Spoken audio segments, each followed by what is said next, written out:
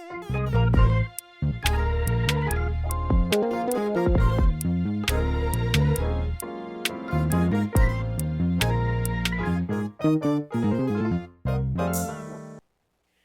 the Lord, saints, and welcome to another episode of the Urban Bible Podcast.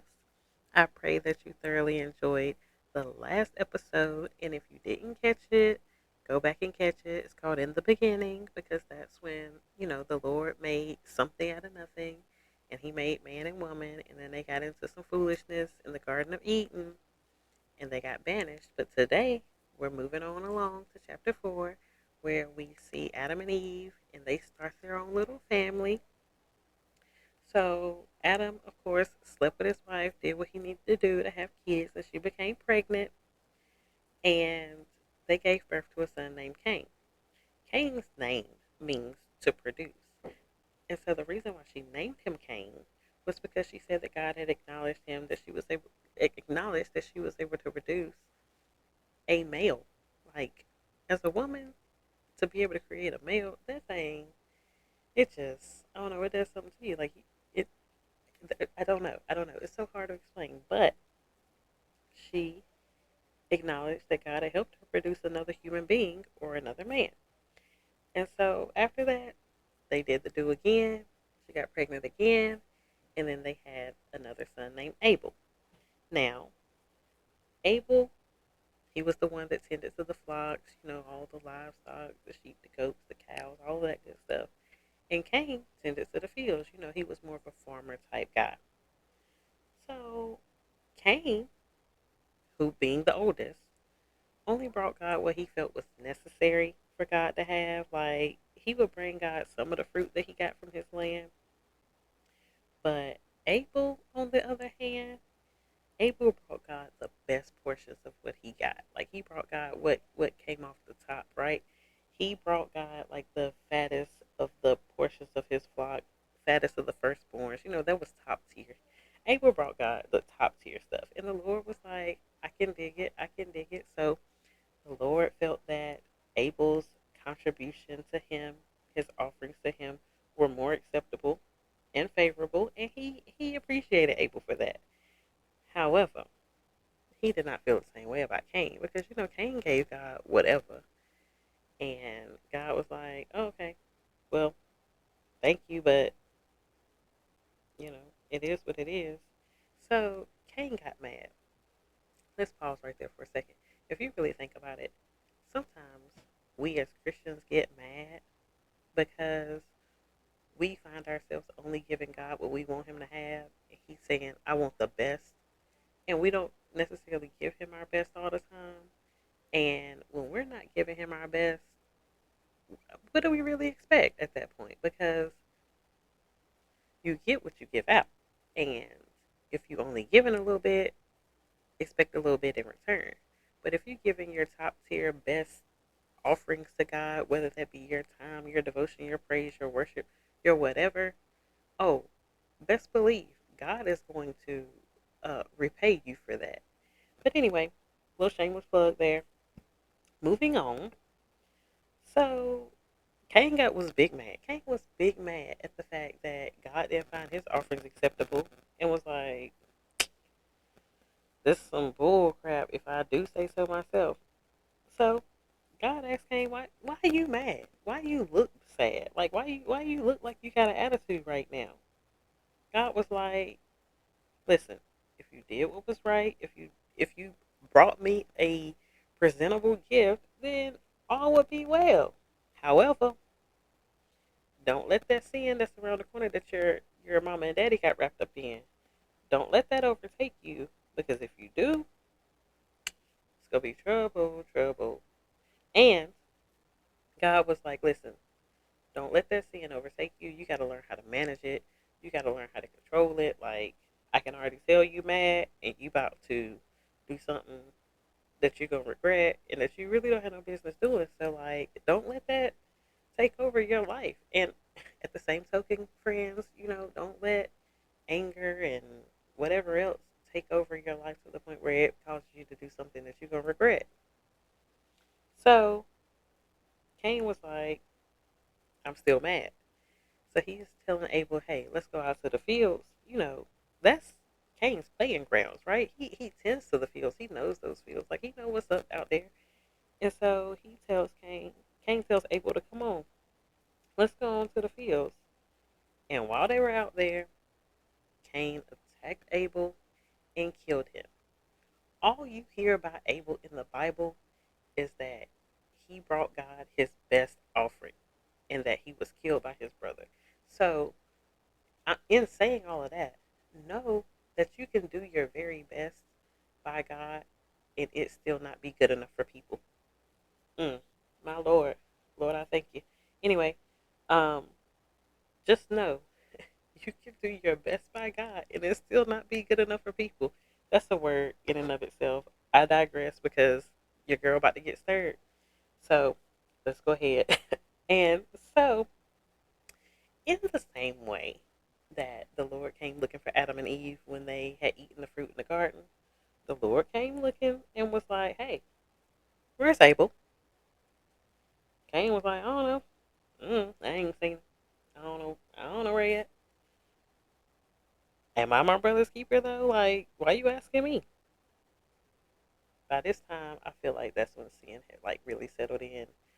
That anger had really settled in his heart, and he had acted on it, and it was just too late then because even though he had gotten rid of Abel, God was still looking for Abel. God liked Abel, and God loved Abel. Actually, he loves all of us, but God like really, really messed with Abel. Like that's my dude. He always looking out for me. So I guess Cain was still mad at the fact that the Lord was looking for Abel, and so God, in a similar fashion, like he questioned Cain's mama, was like, "What you done? Like, what did you do, bro? Like, what did you do?" I can hear Abel's blood crying out from the ground, like, "What's up?" And so, anytime that one of them first family people mess with the Lord, I call them the first family because literally the first family. Um, Anytime they mess with the Lord, the Lord was gonna hand out a curse. So Cain was no different. Same way he handed out curses with Adam and Eve and the serpent, God started handing out curses to Cain. And so basically, God was like, listen, you've been working these fields. These fields not about to produce nothing else for you. And if they do produce anything, you're gonna have to work tirelessly for it. You about to be out here wandering, you about to be out here lost, you have to be homeless, you're just about to be wandering the earth. Like you're not gonna have any real purpose because this land is not gonna give to you what it's been given to you. So Cain knew that his punishment would mean that he would be driven out of God's like presence. Like the presence of God is somewhere you should always want to be. But Cain already knew without God's presence, without God's, without him being there, it was not gonna be good. Like his mom and daddy got kicked out of God's presence. Like, come on. That's why he was like, yo, it's too much to bear. This punishment is too much to bear. Being outside of God's presence means you open for any and every attack that comes your way. However, the Lord wasn't merciless towards Cain. Cain was scared that like if anybody rolled up on him while he was out wandering in the earth, whatever the case may be, while he was out wandering, that somebody would come and kill him. Like, bruh, somebody about to find me out here. They about to kill me. Why are you worried about somebody killing you? You just killed your brother. But whatever. God tells us to be better. So he's scared that somebody gonna come out here and kill him. However, God was like, I got you. I know you messed up, but I'm gonna make sure that don't nobody kill you. And if anybody kills you, their punishment is gonna be 7 times worse than anything that anything that you would have done. Like it's gonna be 7 times worse than your punishment. So he even made sure that Cain was protected. Like put a mark on Cain. Was like, listen, don't touch. I just feel like he put a don't touch sign on Cain somewhere. It just probably didn't say don't touch, but it was a don't touch sign. So Cain left God's presence and settled in some place called Nod. which means wandering in Hebrew. But okay, it was east of the Eden. It was east of Eden. So he got banished out of Eden and went to the east side. So while he was out there, Cain found this wife in the land that he settled in, and he slept with her, did what he had to do, and gave birth to a child named Enoch. So as Cain was out here trying to reestablish himself, he built this city and he renamed it after Enoch, who was his son. So then now we get into like the lineage of people. And so Enoch had a son named Irad. Irad had a son named Mehujael. I don't know how you say that. Mehujael had a son named Methuselah, and Methuselah had a son named Lamech. Lamech was married to two women. One was named Ada, and one was named Zillah. Ada birthed Jabal, whose descendants, lived in tents and they raised livestock. She also had a son named Jubal, whose descendants played harps and flutes, so they were more like musicians. Zillah gave birth to Tubal Cain. Those descendants kind of forged through, tools. Like they made tools out of iron and bronze and stuff. And she had a daughter named Naamah. So Lamech told his wives one day, yo, I killed a man because he hurt me. A young dude got messed up because he wounded me. He injured me. So he was like, you know what? If God said anybody to kill Cain is going to get 7 times the punishment, anybody to try to kill me is going to get 77 times the punishment that they was going to give Cain for killing Cain. And I was like, dude, you see how the apple be falling down the tree?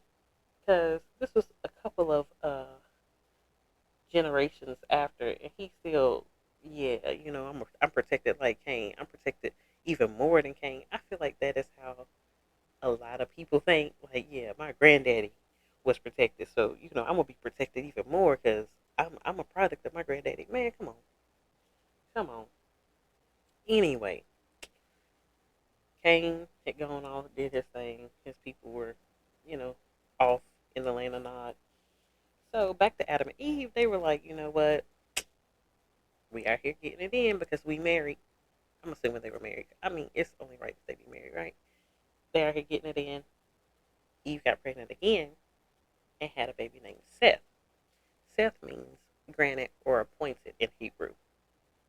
And because God gave her another son for losing Abel, like she felt like God gave her, appointed her another son because she lost Abel. Seth had a son named Enosh, and that is when the Bible says that's when people started calling on the name of the Lord. Like, yeah, Adam and Eve, they birthed some interesting children, and their children had some interesting children. And it's so crazy because we always hear about Cain and Abel, but people really forget about Seth. Like, he was kind of like an afterthought because he didn't have as much drama in his life as Cain and Abel did. I mean, Abel didn't have much drama in his life other than the fact that he got killed by his brother. But Cain was like, he seemed like the problem child to me. And so Seth is often forgotten about because you got a problem child over here that's getting all this attention. One son got killed, out here in these streets or in the fields, technically. And then you got Seth, like, you hear that he had a son, and that's when people started calling him the Lord. Like, you don't hear much about him, but he was there. So, going on to chapter 5, God created man in his likeness. We already know that God created man in his likeness. God created the male and the female, and he blessed them, and he called them humans or man, whatever. And so, Adam lived 130 years before he had Seth. That's crazy because 130 years old having kids is wild in 2026, if you ask me. But, things were different then. That's before people started really making God mad. Um, anyway, Adam lived 130 years old, and then he had Seth, who was just like him and basically made in his own image. Adam lived 800 more years after Seth was born, and he had other children. That's crazy. You live in 930 years in total, and you'd have had all these kids. But then, after 930 years on this earth, he went on to be with the Lord. He went on to glory. Seth was 105 before he had Enosh. He lived 807 more years and had more kids. And then he went on to be with the Lord after 912 years on this earth. Enosh lived 90 years before he had his son Kenan.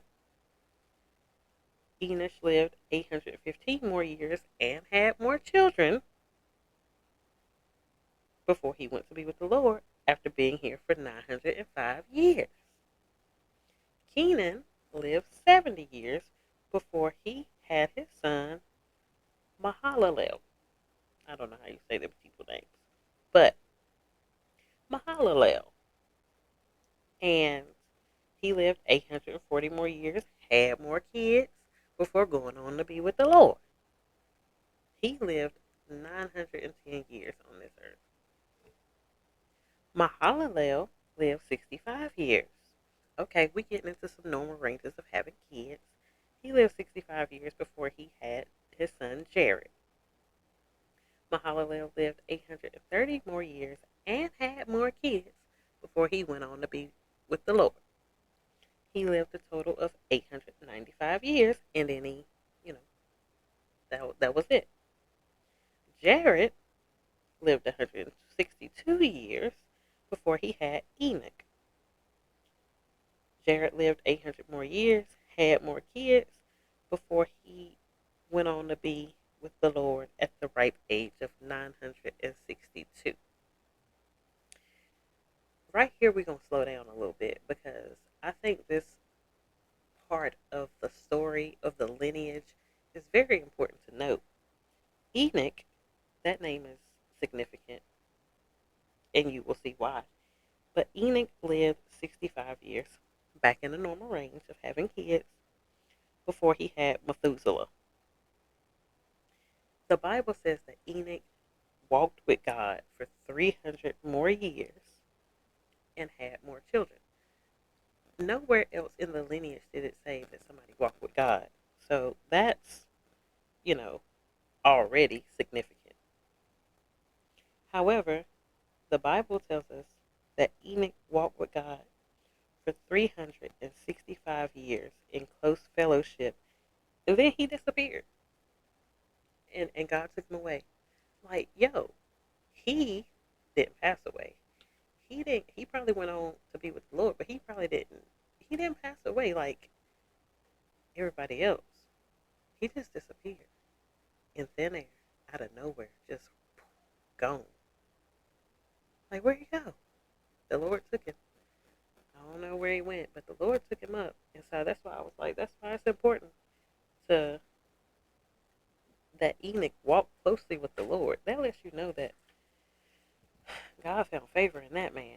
That's all I'm going to say. Because for you not to have to, die. And he was only here for a little bit of time. He was only here for 365 years compared to them 900 and some years, 800 and some years, all them other people were here. But yeah, Enoch disappeared. He's the only person in the lineage who did not die, mind you. So, Enoch's son Methuselah, you probably heard this in a joke somewhere, as old as Methuselah. But anyway, Methuselah lived 187 years before he had his son Lamech. Methuselah lived 782 more years and had more kids. In total, he lived 969 years, and then he went on to be with the Lord.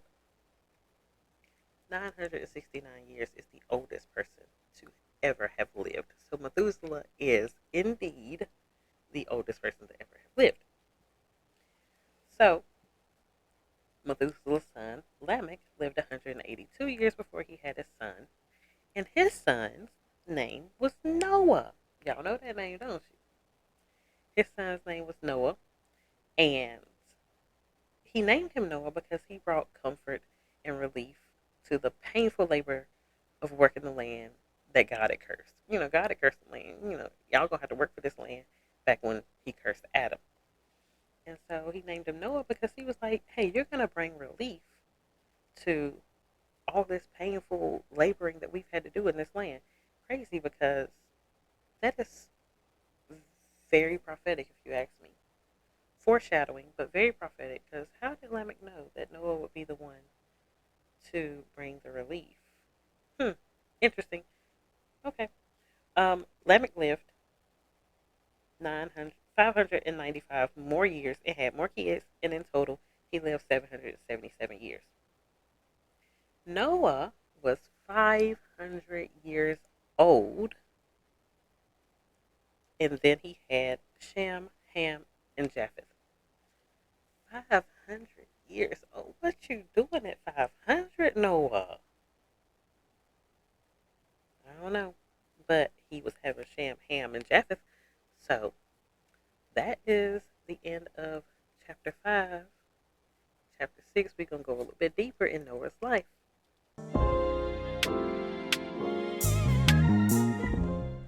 So as we get into chapter 6 and we start looking at what happened with the first family, the people started populating the earth, right?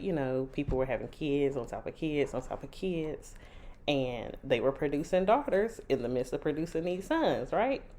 So the sons of God, as the Bible calls it, which I figure are the lineage of the first family, the people that were born from Cain and the people that were born from Seth, that kind of like started populating the earth and dispersing. They saw the quote unquote daughters of men, right? So I'm thinking like all these other people that's out here being born and having kids, because that first family, they lived for years and years and years and years, and it was just like, y'all been here forever. But so they started, the first family guys started looking at the daughters of these other people, I'm assuming, and they were like, we like what we see. So they got together, they started marrying whoever they wanted to marry, they started intermingling. In my mind, though, because it's only one first family, I think they were kissing cousins. That's neither here nor there, but it makes sense, doesn't it?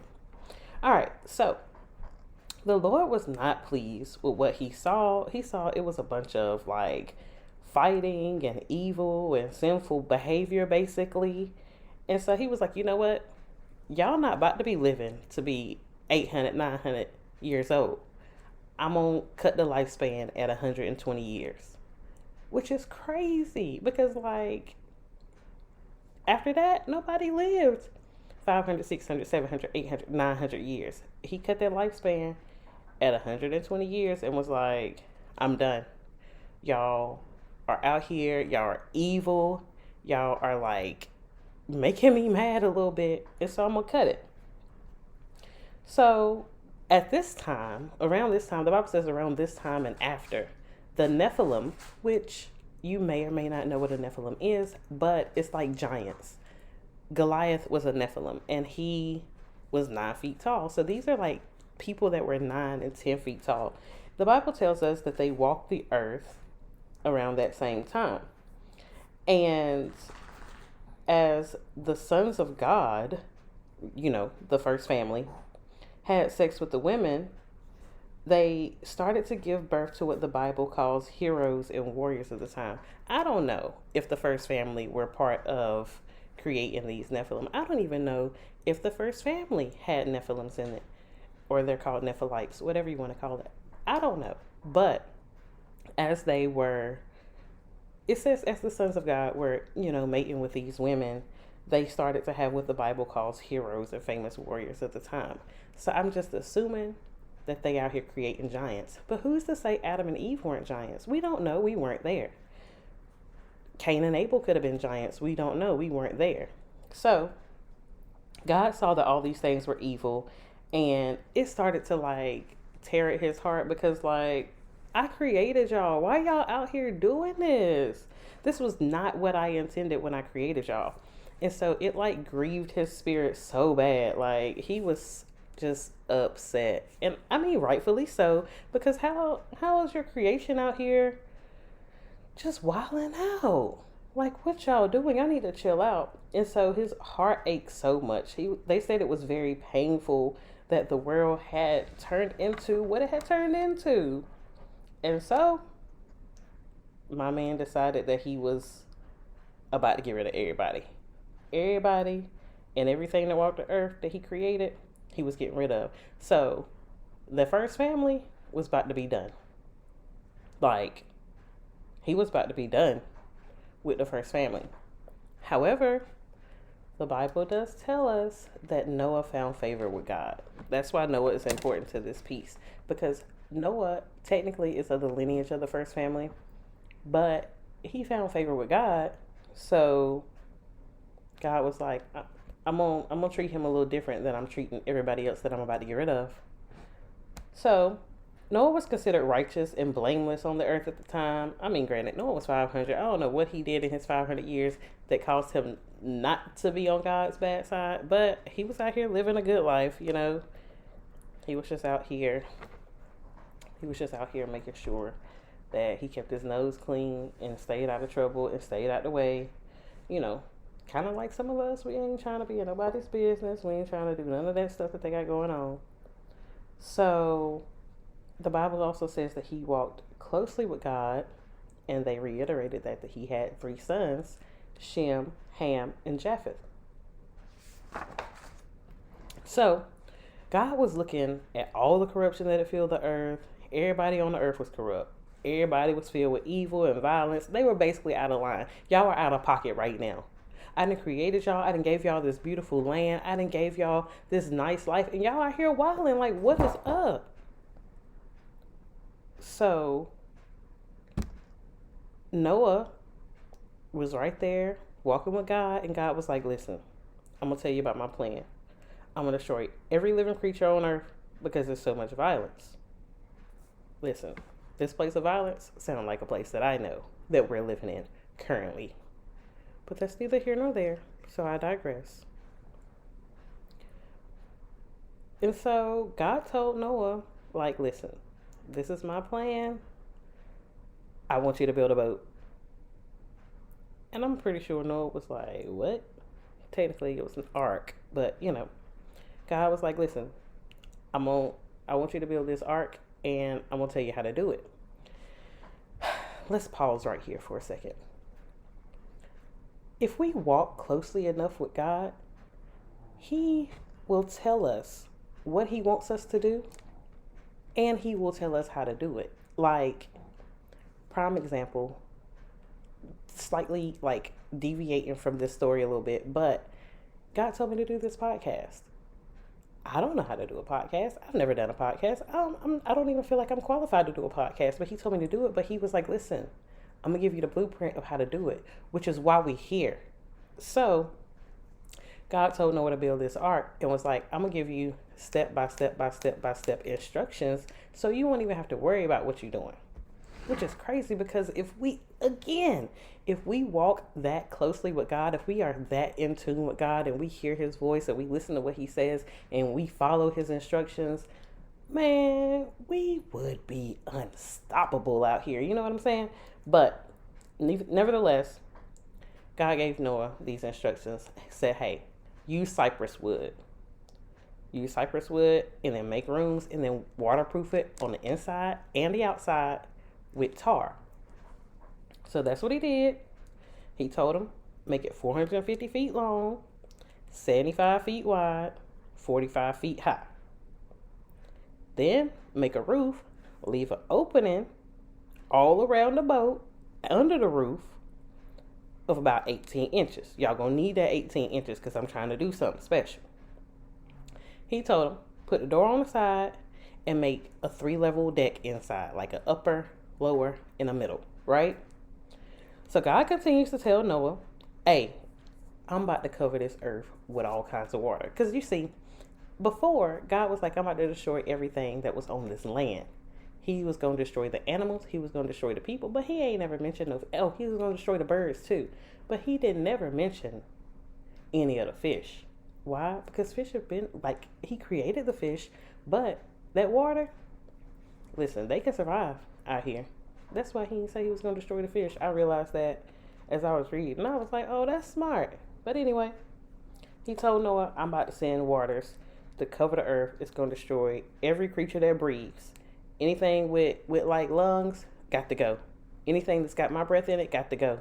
Because they out here acting crazy. I'm going to completely destroy everything. Because it's like when you draw something and it looked good for a moment and then you realize, man, this ain't even all that good. I'm going to ball it up. God balled us up. Well, the first family, because we weren't there. So God made a covenant with Noah and was like, listen, I need you and your immediate family, meaning your wife, your kids, your daughters-in-laws. I need y'all to go into this boat. He also told him, listen, I need you to take 2 of every kind of animal that's out here. Like, I know I'm going to destroy it all, but ain't no need in, like, reinventing the wheel. If I already created these animals, ain't no need in me doing it over again because I already did it. Even though all God had to do was speak. You remember from episode 1. All God had to do was say the word, and it was there. But he was like, I'm going to save what I already created because there's no need in going back to recreate everything that I did. But he told him, take 2 of every animal, a male and a female. You know why it's important to have a male and a female? Because they can recreate, so they can recreate and repopulate the earth from what he about to destroy.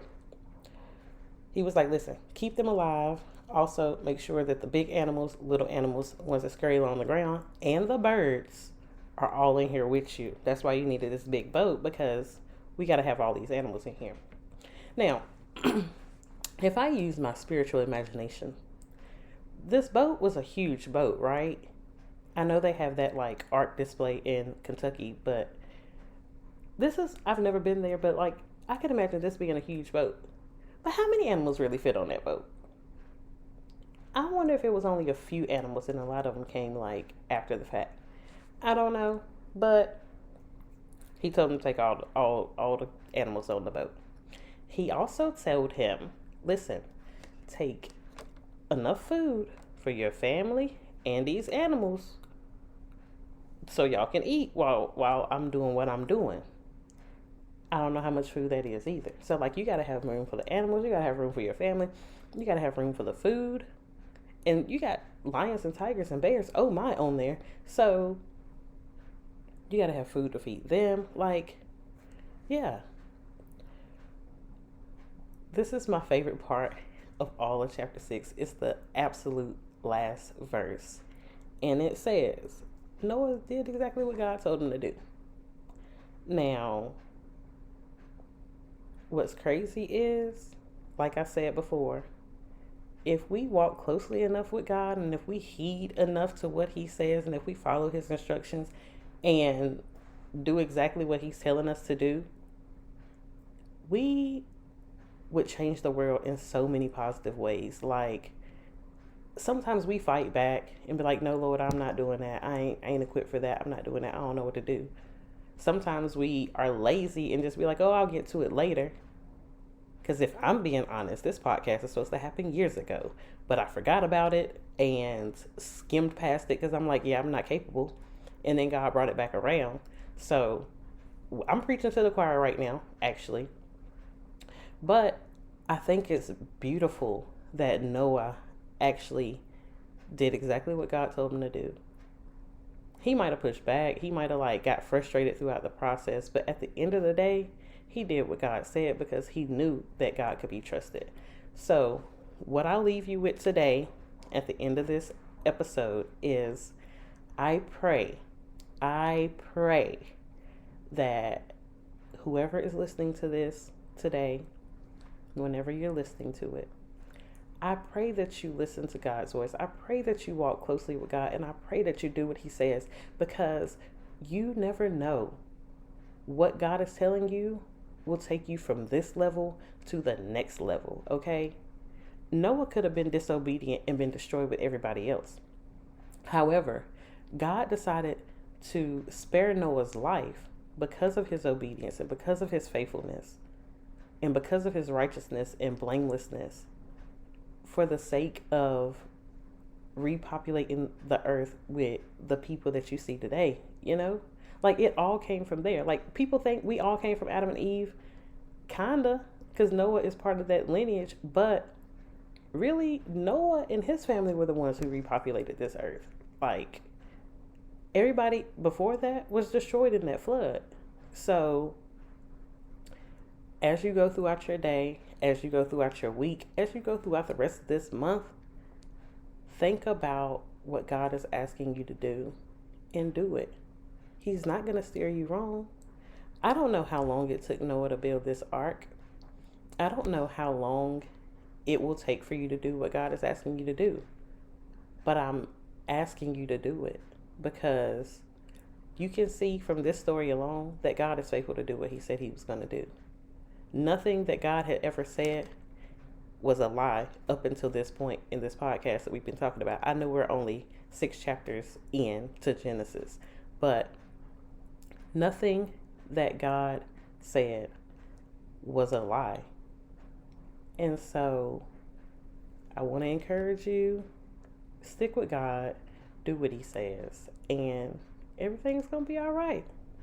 All right, y'all. So next episode, we getting into the flood and what that looked like for Noah and his people.